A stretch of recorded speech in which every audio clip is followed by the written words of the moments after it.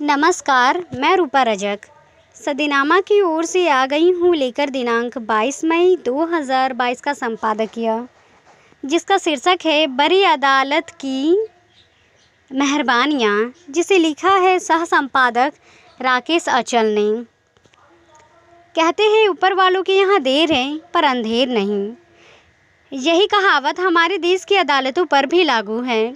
भले ही देर से सही, पर नवजोत सिंह सिद्धू को सज़ा मिला है। कानून की अदालत में कोई भेदभाव नहीं है। यहाँ न्याय सभी को समान रूप से मिलता है, चाहे वह अमीर हो, गरीब हो या कोई सेलिब्रिटी ही क्यों ना हो। सबको सज़ा मिलती है और यही इस कानून की मेहरबानी है। और जानते हैं इस संबंध में आगे क्या कहते हैं हमारे संपादक महोदय। हमारे यहाँ कहते हैं कि ऊपर वालों के यहाँ देर है, अंधेर नहीं। यही बात देश की ऊपर वाली अदालतों पर भी लागू होती है। वहाँ भी देर है लेकिन अंधेर नहीं, यानी वहाँ सभी को न्याय मिलता है और आदर्श न्याय मिलता है। अब हमारी अदालतें न्याय करते समय हमारी श्रुतियों, स्मृतियों और अन्य ग्रंथों के उदाहरण भी देती है, यानी वे भले ही अंग्रेजों के तमाम कानूनों से वाबस्ता हो, लेकिन उनकी दृष्टि में अभी भी भारतीय जीवन मूल्य बचे हुए हैं। अदालतों के फैसले पर यदा कदा उठाने वाली उंगलियों से इस तरह के फैसले विराम लगते हैं। राजनीति की भटकती आत्मा और अपने ज़माने के मशहूर क्रिकेटर रहे नवजोत सिंह सिद्धू को गैर इरादतन हत्या के मामले में देश की सबसे बड़ी अदालत ने 34 साल बाद सज़ा सुनाई। शीर्ष अदालत ने सिद्धू को धारा 323 का ही दोषी माना और इस अपराध के तहत दी जाने वाली अधिकतम 1 वर्ष कैद की सज़ा सुनाई है। 2018 में सुप्रीम कोर्ट ने सिद्धू को महज 1000 रुपये के जुर्माने के साथ छोड़ दिया था। Justice A.M. खानविलकर और जस्टिस संजय किशन कौल की पीठ ने कहा कि 2018 के फैसले में एक त्रुटि है जिसे सुधारने की आवश्यकता है। शीर्ष अदालत ने कहा कि वह एक महत्वपूर्ण पहलू पर गौर करने से चूक गया था कि सिद्धू एक अंतर्राष्ट्रीय क्रिकेटर थे जिनकी अच्छी कदकाठी थी। बात 27 दिसंबर 1988 की शाम सिद्धू अपने दोस्त रूपविंदर सिंह संधू के साथ पटियाला के शेरावाले गेट की मार्केट में पहुँचे। ये जगह उनके घर से 150 किलोमीटर दूर है। इसी मार्केट में कार पार्किंग को लेकर उनकी 65 साल के बुजुर्ग गुरनाम सिंह से कहासुनी हो गई थी। बात हाथापाई तक पहुंची। सिद्धू ने गुरनाम सिंह को घुटना मारकर गिरा दिया। उसके बाद गुरनाम सिंह को अस्पताल ले जाया गया, जहां उनकी मौत हो गई। रिपोर्ट में आया कि गुरनाम सिंह की मौत दिल का दौरा पड़ने से हुई थी।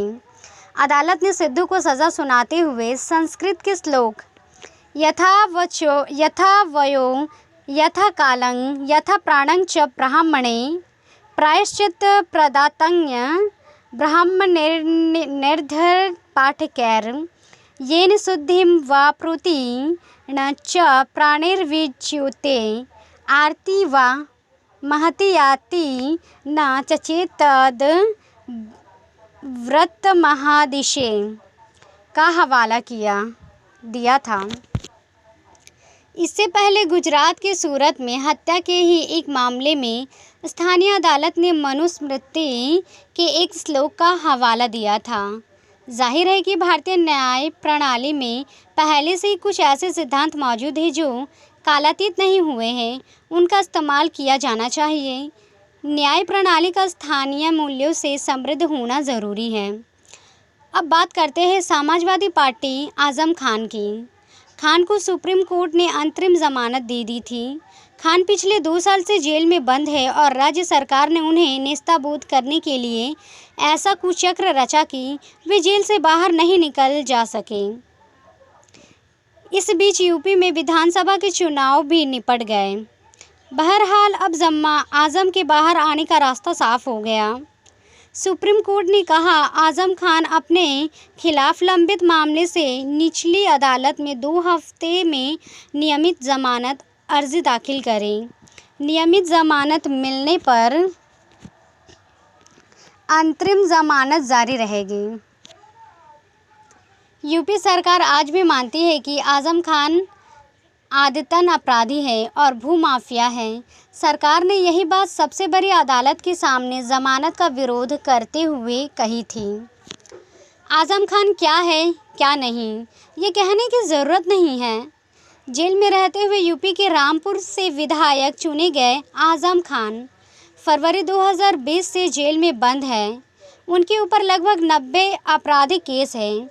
यह केस यूपी पुलिस के अलावा केंद्रीय एजेंसियों ने भी दर्ज किए हैं।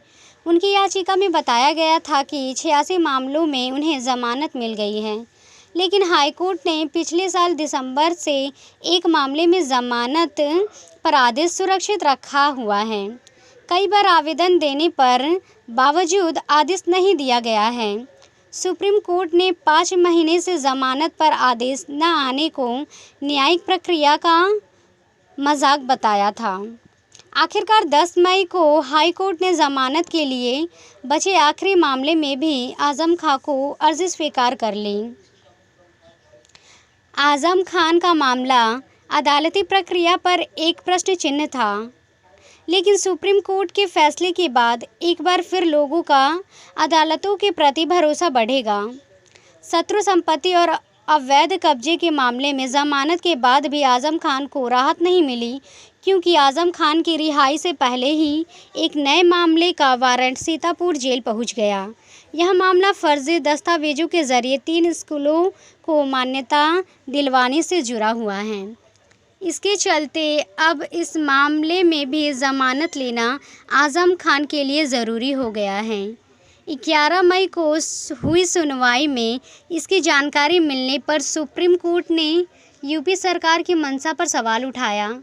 सुप्रीम कोर्ट के जस्टिस एल नागेश्वर राव और BR गवाई की बेंच ने कहा था कि किसी पर 1 या 2 मुकदमे दर्ज हो तो इसे समझा जा सकता है, लेकिन यहाँ एक के बाद एक 89 केस दर्ज किए गए हैं। इसके चलते वह व्यक्ति 2 साल से जेल में है। बहरहाल सिद्धू जेल जा रहे हैं और आजम खान जेल से बाहर आ रहे हैं। इस आवाजाही से देश की सियासत पर बहुत असर पड़ने वाला नहीं है, किंतु कुछ न कुछ तो होगा। आजम खान के जेल से बाहर आने पर यूपी की सरकार का सिरदर्द बढ़ सकता है।